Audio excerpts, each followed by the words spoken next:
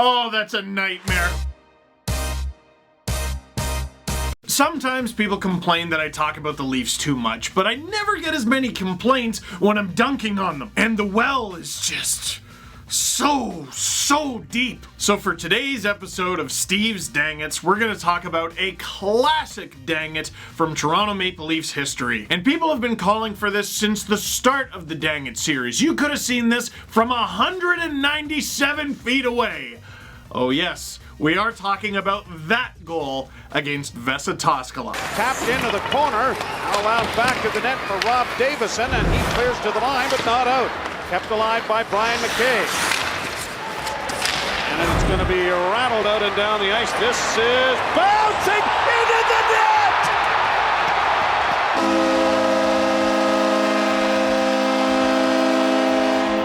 Holy mackerel! That is a 197-foot shot! I have never seen this before. Here goes the bouncing puck. Follow the tennis ball. 1, 2, 3, 4, 5 bounces.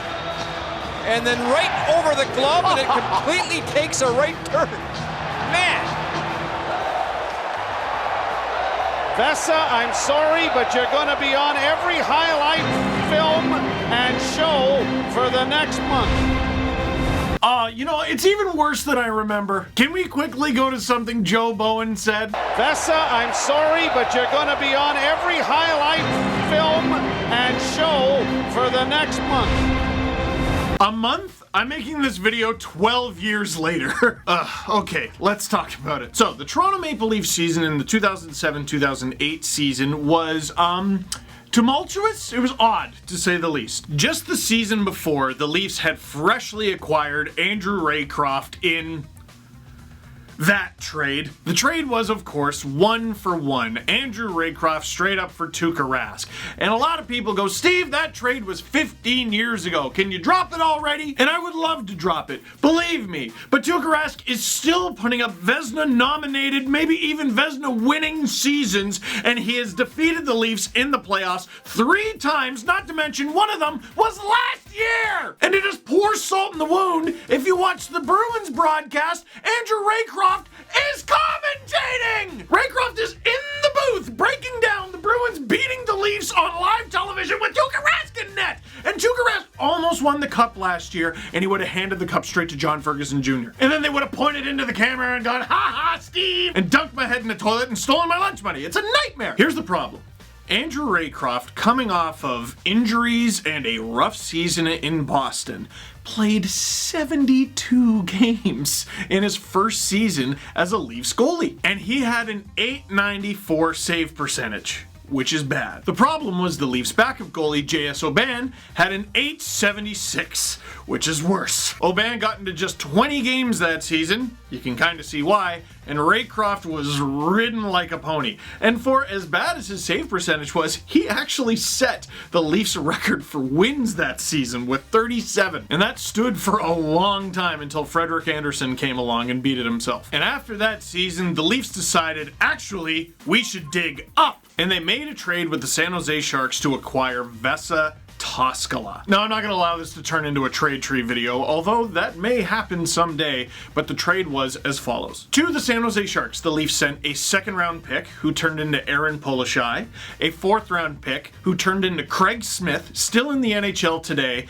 and the 13th overall pick in 2007, who ended up being Lars Eller. And you might say to yourself, oh, Lars Eller, I mean, he's good, but I thought you were going to say something devastating. Well, here's something. He scored more cup-winning goals than the Leafs have in his career. And it hurts my feelings a lot. The Leafs, of course, acquire Mark Bell, a forward who is basically a cap dump in the whole thing, and Vesa Toskala. Now, history has not been kind to Vesa Toskala, but at the time, the guy was a name. In parts of 5 seasons with the San Jose Sharks, Toskala put up a 65, 28, and 10 record with a .914 save percentage. So you can forgive the Leafs for thinking he was ready for primetime. They had Raycroft, who wasn't great, but played 72 games for them. If they give Toskala a bigger role in Toronto, maybe reduce Raycroft's role a little bit, I can see why someone would think that would work. Fast forward, the next season, Vesa Toskala is the Leafs starter, and he has a .904 save percentage. average, which is bad. His backup, Andrew Raycroft, had an 876. which is worse. The similarities in Aubin and Raycroft in those back-to-back years, it was kind of eerie. And people like to forget, but Vesa Toskala was the best option on a pretty bad team. Like, I still remember after that season, covers of magazines, the Toronto Maple Leafs will go as far as Vesa Toskala can take them. Which technically ended up being true. As the 2007-2008 season winds down, March 18th, 2008, the Toronto Maple Leafs are taking on the New York Islanders in wherever the New York Islanders play, and there's a battle going on behind the Islanders' net. Islanders defender Rob Davison comes up with the puck and whacks it out of the zone. Now, Rob Davison is not a name that you might recognize immediately, but he did play in 219 NHL games, which I'm willing to bet is more than any of us combined. In those 219 NHL games, he scored 3 NHL goals. One of them being this. And it's going to be rattled out and down the ice. This is bouncing into the net! Oh, that's a nightmare. The puck is skipping up and down the... It's like it's taking the triple jump. Any goalie's watching this, I don't know. How do you play that? I guess you cut off the angle and get in front of it, but the thing is...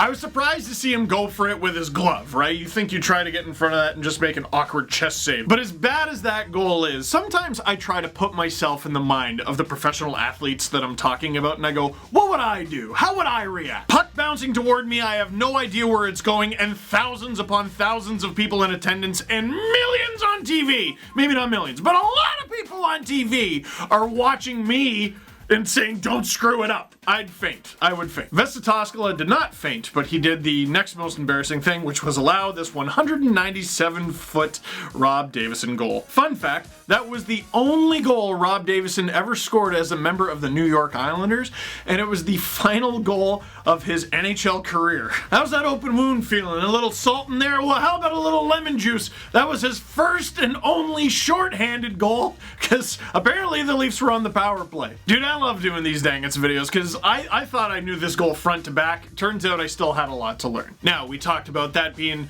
Rob Davison's only goal as a member of the New York Islanders, his only shorthanded goal of his career.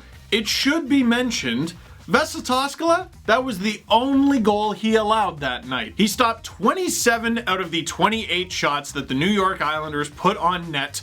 With the exception of that one, the Leafs scored 3 times in the third period, and Vesa Toskala and the Toronto Maple Leafs actually won that game 3-1. Any petty Leaf fans who haven't let it go yet, me, might take some solace knowing that Wade Dublowitz was the losing goalie that night. So yes, Vesa Toskala was the goalie who allowed that goal, but Wade Dublowitz was the goalie who lost to the goalie who allowed that goal. So there, you win the game, you secure 2 points, that's what it's all about. But when you're on all the highlight reels the next night, the next month, and 12 years later for all the wrong reasons, that's a dang it. But next time you see that goal get brought up, you mention that Vesa Toskala won that game 3-1. Justice for Vesa! Whew, made it a pretty good one though. So that is it for this video. Thank you very much for watching, and I really hope you enjoyed it. Click like if you did enjoy it. Click subscribe if you really enjoyed it. Tell all your friends. The Vesa Toskala won that game, alright? Alright?